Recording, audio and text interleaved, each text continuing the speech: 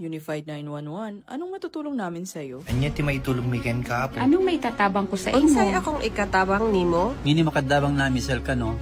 Sa anumang wika o dialekto, may tulong na darating sa iyo.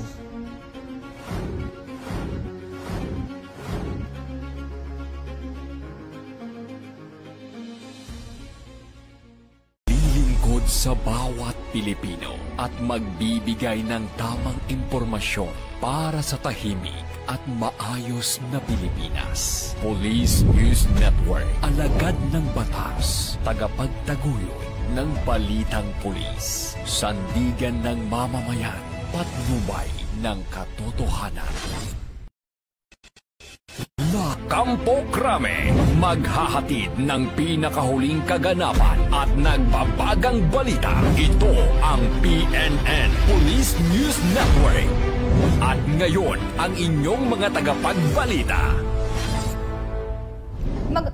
Magandang araw, bagong Pilipinas. Ako ang inyong alagad ng batas, tagataguyod ng balitang pulis. Ako po si Patrolwoman Ara Cassandra Cuncon, maghahatid sa inyo ng tamang balita, kwento ng pulis at serbisyong para sa mamamayan. At ito, ang PNP News Online, ang pangunahing balita ng Police News Network, alagad ng batas, tagataguyod ng balitang pulis.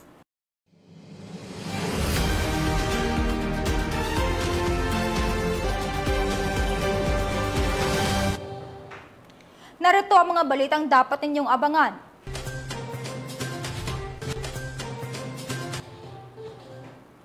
Nagtulungan ang pulis at sambayanan sa Santol, La Union sa pagtayo ng bahay na natumba dahil sa bagyong Uwan.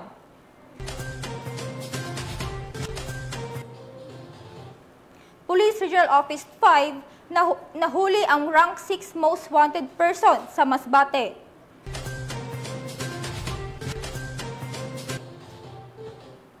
$6.8 milyong halaga ng droga na kumpiska, 2 high-value individual sa Dipolog City, arestado.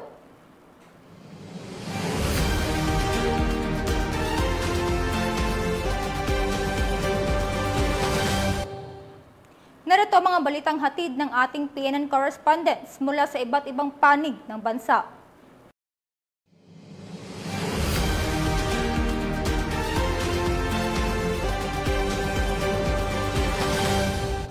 Nagtulungan ang pulis at sambayanan sa Santol, La Union sa pagtayo ng bahay na natumba dahil sa bagyong Uwan. Nakibalita dyan si Police Corporal J.R. Del Mendo.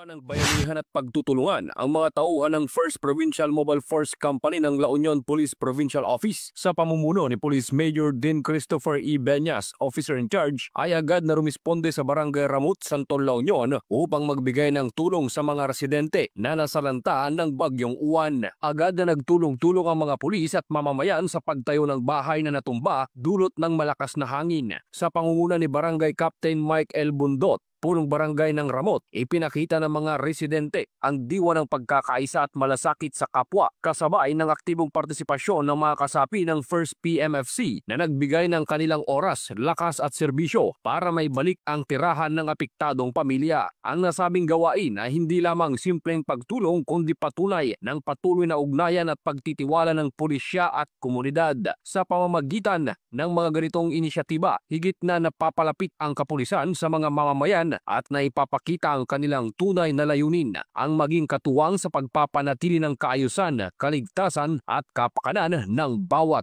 Pilipino. Mula dito sa Ilocos Region, ako ang inyong PNN correspondent, Police Corporal J.R. Del Mendo, alagad ng batas, tagataguyod ng balitang pulis. Maraming salamat, Police Corporal Del Mendo. Nakiisa ang PNP Isabela sa repacking and relief goods para sa mga kababayang apektado ng bagyong Uwan. Yan ang tinutukan ni Patrolwoman Geraldine Colico. Aktibong tumulong nagpulong ang mga tauhan ng mga component city at municipal police stations ng Isabela Police Provincial Office sa repacking ng mga relief goods para sa mga pamilyang naapektuhan ng pananalasa ng Bagyong Uwan sa kanilang mga nasasakupan nito lamang ika-11 ng Nobyembre taong kasalukuyan. Sa kanilang pagtulong, ipinakita ng mga pulis ang tunay na diwa ng serbisyong may malasakit at paglilingkod sa mamamayan na hindi lamang nakatuon sa pagpapanatili ng kapayapaan at kaayusan, kundi maging sa pagtugon sa pangangailangan ng komunidad sa oras ng sakuna. Ang nasabing aktibidad ay bahagi ng disaster response at recovery efforts ng Isabela PPO na layuning makapagatid ng agarang tulong sa mga kababayan na labis na naapektuhan ng kalamidad. Sa pamamagitan ng pagtutulungan ng mga pulis at ng lokal na pamahalaan, muling naipadama ang espiritu ng bayanihan at pagkakaisa sa gitna ng pagsubok. Kasunod nito ng pagpapakita ng kapulisan ng kabayanihan sa gitna ng unos kung saan sa bayan ng Reyna Mercedes, ang pwersa ng pulis, katuwang ang Disaster Assistance Response Team, Provincial Disaster Risk Reduction Management Office, mga opisyal ng barangay at mga voluntaryo ay matagumpay na nailigtas ang isang pamilyang natrap sa kanilang kubo sa barangay Binarasang, Reyna Mercedes, Isabela. Patunay ito na ang kapulisan ay katuwang ng bawat mamamayan sa pagtataguyod ng ligtas, maayos at maunlad na pamayanan lalo na sa panahon ng kalamidad. Mula dito sa Lambak ng Cagayan, ako ang inyong Police News Network Correspondent, Patrolwoman Jerilyn Colico, alagad ng batas, tagataguyod ng balitang pulis. Maraming salamat, Patrolwoman Colico. Rank 6 Most Wanted ng Masbate. Arestado ng Police Regional Office 5 sa matagumpay na operasyon. Ang report mula kay Police Staff Sergeant Marculito P. Lovendino Jr. Bilang bahagi ng pinaigting na kampanya laban sa mga wanted na individual, naaresto ng mga tauhan ng Pro5 ang isa sa mga pinaka-wanted na persona sa rehiyon sa Masbate. Naaresto ang suspect na si alias Al, 43 anyos, residente ng Aroroy, Masbate, na nakalista bilang rank 6 most wanted person sa rehiyon ng Bicol. Isinagawa ang pag-aresto ng mga operatiba ng Aroroy Municipal Police Station dakong alas 8:00 ng gabi sa Barangay Kapsay, Aroroy, Masbate. Si alias Al ay naharap sa 2 kaso ng panggagahasa na walang piyansang inirekomenda. Siya ngayon ay nasa kustudiya ng Arroy MPS para sa wastong dokumentasyon at disposisyon. Pinuri ni Police Brigadier General Nestor C. Babagay Jr., Regional Director ng Pro5, ang mga operatiba sa kanilang matatag na dedikasyon upang matiyak ang mga wanted na individual ay mapanagot sa kanilang mga krimen. Dagdag pa niya, ipagpapatuloy ng Pro5 ang pagpapaigting ng kanilang manhunt operation sa ilalim ng Enhanced Managing Police Operations Framework upang mapanatili ang kapayapaan, kaayusan at kaligtasan ng publiko sa buong rehiyon ng Bicol. Mula dito sa Tabaco City Catholic Cemetery, ako ng Police News Network Correspondent, Police Staff Sergeant Marculito P. Lovendino Jr., alagad ng batas, tagataguyod ng balitang pulis. Maraming salamat, Police Staff Sergeant Lovendino. Tunghayan naman natin ang mga balita mula sa Visayas.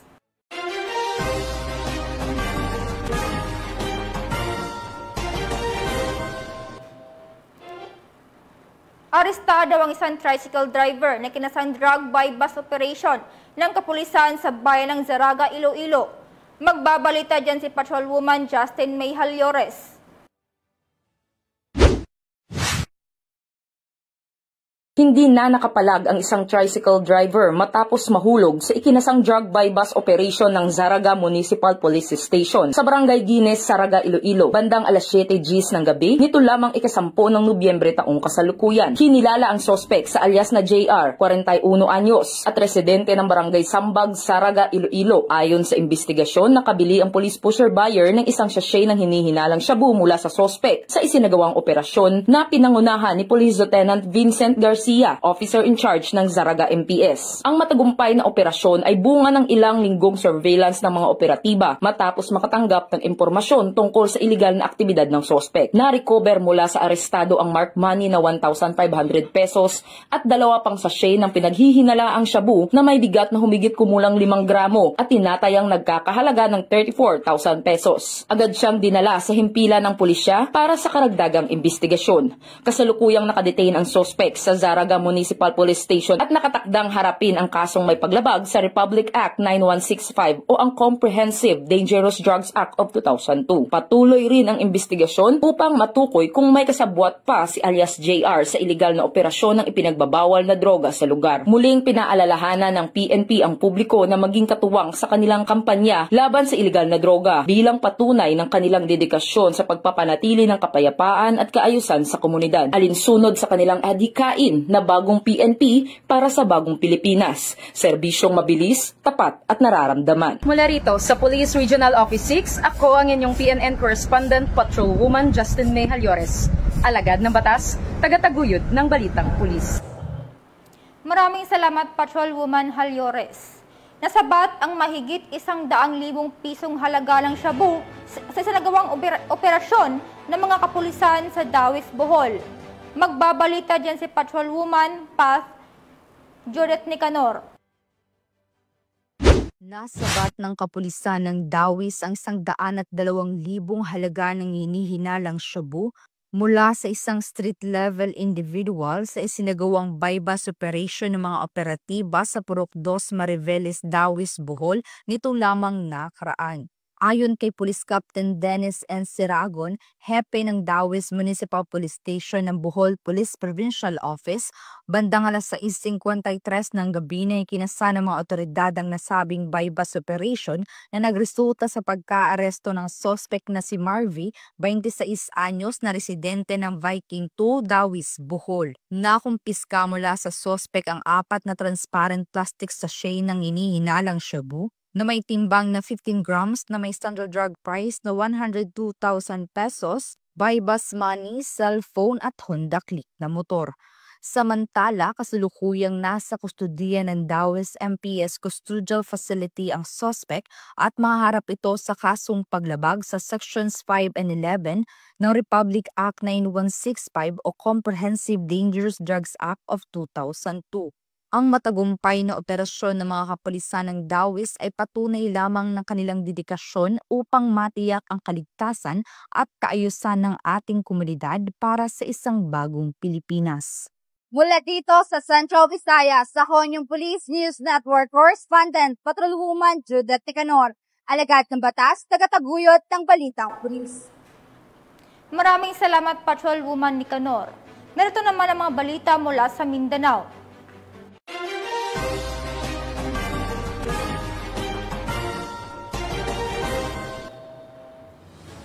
Dalawang high-value target ang naaresto sa Dipolog City habang nasamsam ang 6.8 milyong halaga ng iligal na droga. Nakibalita dyan si Patrolwoman Joyce Franco. Dalawang high-value individual ang naaresto matapos ang matagumpay na isinagawang bypass operation ng mga tauhan ng Regional Drug Enforcement Unit 9, katuwang ang operatiba ng Dipolog City Police Station, 1st Zamboanga del Norte Provincial Mobile Force Company, PDAU, PIDEC at PIDEA Zamboanga del Norte. Nito lamang ika-11 ng Nobyembre taong kasalukuyan sa Barangay Miputak, Dipolog City. Kinilala ang mga sospek na si alias Amo, 37 anyos, kasal, residente ng poblasyon Rizal, Zamboanga del Norte, at alias May, 29 anyos, babae, residente naman ng Barangay Liang, Dapitan City. Sa isinagawang operasyon na samsam ang tinatayang 1,000 gramo ng hinihinalang shabu na nakapaloob sa 20 malalaking heat-sealed transparent plastic cellophane na may standard market value na humigit kumulang 6.8 milyon. Isang piraso ng totoong 1,000 peso bill na ginamit bilang bypass money, isang driver's license, isang Toyota Vilos na kulay itim na may plaka na JAQ 1109 at iba pang non-drug evidence. Ang mga nakumpiskang droga ay isinumite sa PIDEA Forensic Unit sa Zamboanga del Sur para sa qualitative at quantitative examination. Samantala ang mga suspect ay sasailalim din sa drug test at medical examination sa Zanorte Medical Hospital bago pansamantalang idetine sa Dipolog CPS habang inihahanda ang inquest case para sa paglabag sa Section 5 ng RA 9165 o Comprehensive Dangerous Drugs Act of 2002. Sa nasabing operasyon ng kapulisan, ito ay bahagi ng kanilang patuloy na kampanya laban sa iligal na droga na may layuning sugpuin ang ang kalakaran ng ipinagbabawal na gamot, lalo na ang mga high-value targets upang mapanatili ang kapayapaan, kaayusan at kaligtasan ng komunidad. Sa huli, nananawagan ang kapulisan sa publiko na patuloy na makipagtulungan sa mga otoridad sa pamamagitan ng pagbibigay ng impormasyon upang higit pang mapalakas ang kampanya kontra iligal na droga sa rehiyon. Mula dito sa Zamboanga Peninsula, nagbabalita ako ang inyong PNN correspondent, Patrolwoman Joyce Franco, alagad ng batas, tagataguyod ng balitang pulis. Maraming salamat, Patrolwoman Franco. Arestado sa Cotabato ang isang lalaking target sa search warrant at nakumpiska sa kanya ang 2.5 grams ng shabu. Ibalita mo, Patrolwoman Jovelyn Dodoso. Ng mga operatiba ng Tulunan Municipal Police Station ang tinatayang 2.5 gramo ng hinihinalang shabu sa isinagawang operasyon sa Barangay Poblasyon Tulunan, Cotabato. Ang operasyon ay isinagawa sa bisa ng search warrant na nagresulta sa pagkakaaresto ng suspect na si alias Cardo na nasa listahan ng street level individual, legal ang edad at residente rin ng naturang lugar. Sa aktual na operasyon, nakumpiska mula sa pag-iingat ng suspect ang 7 heat-seal transparent plastic sachet na naglalaman ng pinaniniwala ang shabu. Tinatayang may bigat itong 2.5 gramo at may kabuang standard drug price na 17,000. Agad namang ipinaalam sa suspect ang kanyang mga karapatang konstitusyonal gamit ang wikang kanyang nauunawaan, alinsunod sa Miranda Doctrine at Anti-Torture Law. Nahaharap ang suspect sa kasong paglabag sa RA 9165 o Comprehensive Dangerous Drugs Act of 2002. Muling pinatutunayan ng matagumpay na operasyon ang walang tigil na kampanya ng PNP laban sa illegal na droga. Hinihikayat ang publiko na makipagtulungan sa mga otoridad upang tuluyang masugpo ang salot na ito sa lipunan. Mula dito sa General Santos City, ako ang inyong Police News Network correspondent, Patrolwoman Jovelyn Dodoso, alagad ng batas, tagataguyod ng balitang pulis. Maraming salamat, Patrolwoman Dodoso. Isinagawa sa Police Regional Office 13 ang blessing at turnover ng bagong rifles at drones para sa mga epektibong operasyon ng kapulisan. Tinutukan yan ni Patrolwoman Renz Malilin. Nagsagawa ng turnover ceremony at pagbasbas ng mga rifle at DJI Mavic 3 drones ang Police Regional Office 13 na ginanap sa RMFB 13 Headquarters, Barangay Tungaw, Butuan City nito lamang 11 ng Nobyembre taong kasalukuyan. Pinangunahan ni Police Brigadier General Marshal Mariano P. Maestrado IV, Regional Director ng Pro 13 ang naturang aktibidad kasama sina Police Colonel James T. Goforth, Chief Regional Staff at Police Colonel Glenn C. Sampaga, Chief Regional Logistic and Research and Development Division 13. Kabuuang 50 unit ng 5.56mm Basic Assault Rifles M10 na may kumpletong accessories, cleaning kits, instructional manuals, 18,000 rounds ng ammunition at 2 unit ng rotary blade or propelled wing unmanned aerial vehicle ang minasbasan ni Reverend Father Police Major Rogen L. Layson. Ang mga nasabing armas at drones ay formal na itinurn over sa Regional Mobile Force Battalion 13 na pinumunuan ni Police Lieutenant Colonel Michael B. Lozada, Officer in Charge. Layunin ng mga ito na palakasin ang internal security operations, pagpapatupad ng batas at disaster response sa buong Caraga Region. Mula dito sa Police Regional Office 13, ako ang iyong PNN correspondent, Patrolwoman Karen A. Malilin, alagad ng batas, tagataguyod ng balitang pulis. Maraming salamat, Patrolwoman Malilin. At mga ka-PNN, 43 days na lang, Pasko na.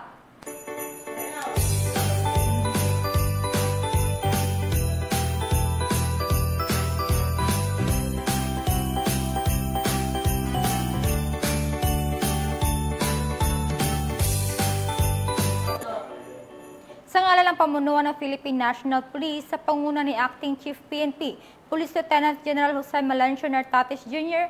at sa pamunuan ni President Ferdinand Bongbong Marcos Jr., kami ay maglilingkod sa bawat Pilipino at magbibigay ng tama at balansing balita. Mula dito sa tanggapan ng tagapag-ugnay ng pambansang pulisya, ako ang iyong alagad ng batas, tagataguyod ng balitang pulis, Patrolwoman Ara Cassandra Cuncon. Kami ang bagong PNP para sa bagong Pilipinas, serbisyong mabilis, tapat at nararamdaman, maghahatid ng tamang balita, kwento ng pulis at serbisyo para sa mamamayan, at ito ang PNP News Online.